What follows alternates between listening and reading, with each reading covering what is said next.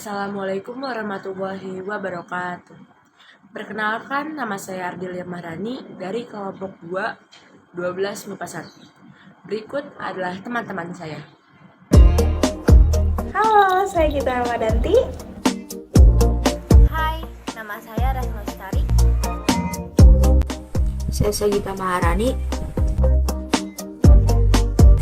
Di sini kami akan mempresentasikan demokrasi parlementer tahun 1950 sampai 1959. Selamat menyaksikan.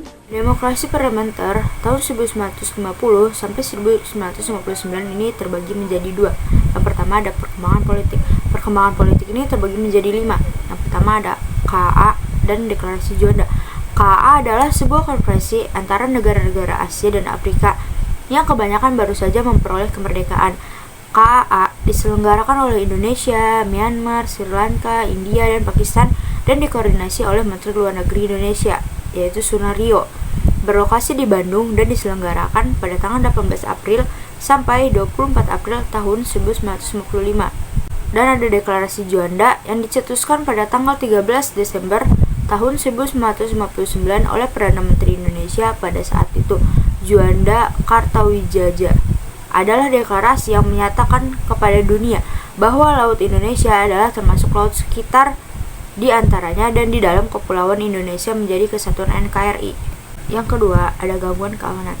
Gangguan keamanan terbagi menjadi 4. Yang pertama ada APRA, Kudeta Angkatan Perang Ratu Adil atau Kudeta 23 Januari adalah peristiwa yang terjadi pada tanggal 23 Januari 1950, di mana kelompok misi Angkatan Perang Ratu Adil atau APRA yang ada di bawah pimpinan mantan Kapten KNIL Raymond Westerling yang juga mantan Komandan Depot Special Truppen Pasukan Khusus KNIL masuk ke kota Bandung dan membunuh semua orang yang berseragam TNI yang mereka temui. Selanjutnya ada RMS, Republik Maluku Selatan. Republik Maluku Selatan adalah sebuah republik di Kepulauan Maluku yang diproklamasikan pada tanggal 25 April tahun 1950. Pemberontakan RMS didalangi oleh mantan Jaksa Agung NIT, Negara Indonesia Timur, Soumokil yang bertujuan untuk melepaskan wilayah Maluku dari Negara Kesatuan Republik Indonesia. Selanjutnya ada peristiwa Andi Ajis, adalah upaya pemberontakan yang dilakukan oleh Andi Ajis, seorang mantan perwira KNIL yang berusaha untuk mempertahankan keberadaan negara Indonesia Timur dan enggan kembali ke Negara Kesatuan Republik Indonesia. Peristiwa ini dimulai pada tanggal 5 April 1950 dan berlokasi di Makassar. Yang terakhir ada PRRI, Pemerintahan Revolusioner Republik Indonesia, merupakan gerakan oposisi pemerintah daerah terhadap pemerintah pusat yang melahirkan pemerintahan tandingan pada tanggal 15 Februari 1959. Gerakan ini didahului oleh keluarnya ultimatum Piagam Perjuangan untuk menyelamatkan negara dari Dewan Perjuangan yang dipimpin oleh Ahmad Hussein di Padang, Sumatera Barat, Indonesia. Selanjutnya ada sistem pemerintahan Indonesia pada masa demokrasi parlementer. Yang pertama ada UUDS 1950. UUDS atau Undang-Undang Dasar Sementara Republik Indonesia adalah konstitusi yang berlaku di negara Republik Indonesia sejak tanggal 17 Agustus tahun 1950 hingga dikeluarkannya dekret presiden pada tanggal 5 Juli tahun 1959. Yang kedua ada parlementer. Pada tanggal 17 Agustus tahun 1950, Indonesia kembali menjadi negara kesatuan. Pemerintahan Republik Indonesia masih melanjutkan model demokrasi parlementer yang liberal, di mana kabinet ini dipimpin oleh seorang Perdana Menteri sebagai kepala pemerintahan dan bertanggung jawab kepada parlemen. Presiden hanya berkedudukan sebagai kepala negara. Yang ketiga ada Zaken Kabinet.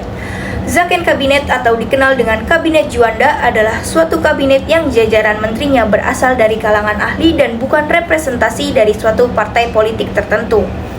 Zaken Kabinet bertugas pada tanggal 9 April 1957 sampai 10 Juli tahun 1959, dipimpin oleh Insinyur Haji Juanda Kartawijaya dan 3 wakilnya yaitu Mr. Hardi, Idam Halid, dan Dr. Leimana. Yang terakhir ada 7 kali ganti kabinet. Pada masa demokrasi parlementer tahun 1950 sampai dengan 1959, Indonesia sering sekali mengalami pergantian kabinet. Mengapa demikian? Hal ini terutama disebabkan karena adanya perbedaan kepentingan di antara partai-partai yang ada. Perbedaan kepentingan di partai-partai tersebut tidak pernah diselesaikan secara baik, sehingga dari tahun 1950 sampai dengan 1959 terjadi silih berganti kabinet.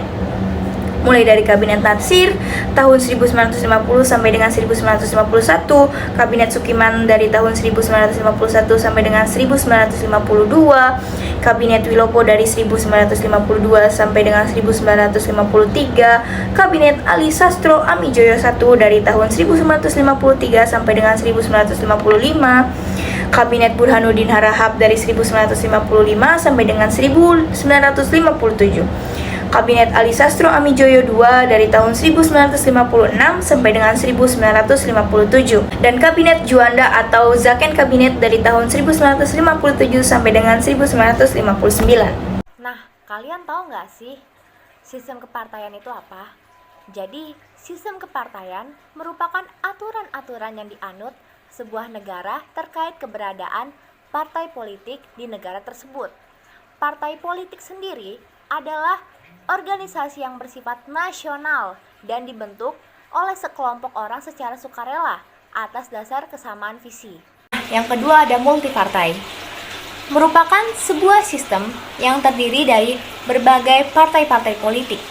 Sistem multipartai banyak dipraktekkan dalam parlementer dibandingkan presidensial, serta di negara-negara yang pemilunya menggunakan sistem profesional dibandingkan dengan negara-negara yang menggunakan sistem distrik.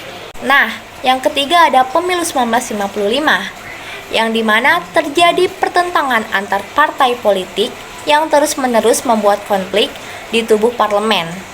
Jadi, pemilihan umum pertama kali yang diselenggarakan oleh bangsa Indonesia setelah merdeka yaitu tahun 1955. Pelaksanaan pemilu tersebut untuk memilih anggota Dewan Konstituante dan juga DPR.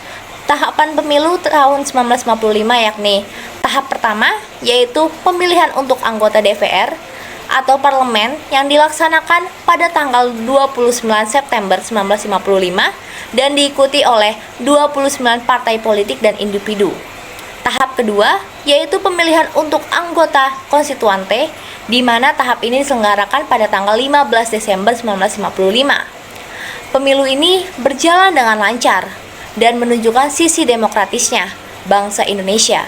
Namun di samping hal tersebut, dalam perjalanannya DPR, hasil pemilu ini tidak memberikan harapan masyarakat Indonesia saat itu. Hal tersebut dikarenakan pertentangan yang terjadi antar partai politik yang terus-menerus membuat konflik di tubuh parlemen. Masa demokrasi parlementer tahun 1950 sampai 1959 yang kedua adalah perkembangan ekonomi. Perkembangan ekonomi dibagi menjadi 4 bagian. Yang pertama adalah Gunting Syarifuddin. Syarifuddin ini adalah kebijakan pemotongan nilai uang atau sanering yang dilakukan oleh Menteri Keuangan Syafruddin Prawira Negara. Kedua adalah Sistem Ekonomi Gerakan Banteng. Sistem Ekonomi Gerakan Banteng merupakan gagasan dari Profesor Dr. Suemitro Jojo Hadikusumo, seorang ekonom dan politikus Indonesia yang juga merupakan ayah dari Prabowo Subianto. Tujuannya adalah untuk membangun kelas pengusaha pribumi agar memiliki usaha seperti toko sendiri dengan harapan bisa bersaing dengan sehat terhadap kelompok masyarakat lainnya. Tiga adalah nasionalisasi perusahaan asing. Nasionalisasi adalah proses pengambilan alihan pemilikan perusahaan swasta, khususnya perusahaan modal asing, yang biasanya diikuti dengan ganti rugi atau kompensasi yang diberikan oleh pemerintah kepada pemilik modal. Selanjutnya adalah finansial ekonomi. Ekonomi keuangan atau finansial ekonomi adalah cabang ilmu ekonomi yang dicirikan dengan fokus terhadap aktivitas moneter, yaitu aktivitas yang melibatkan adanya uang dalam dua sisi perdagangan. Contohnya adalah variabel keuangan seperti harga, suku bunga, dan saham. Dua fokus utamanya adalah harga aset dan keuangan korporat. Bidang ini menjadi dasar teori untuk bidang keuangan. Yang terakhir adalah RPLT atau Rencana Pembangunan 5 tahun. RPLT ini adalah satuan perencanaan yang dibuat oleh pemerintah Orde Baru di Indonesia yang dilaksanakan selama 30 tahun masa jabatan Soeharto. Baiklah, sekian presentasi dari kelompok kami. Kurang lebihnya mohon maaf. Wassalamualaikum warahmatullahi wabarakatuh.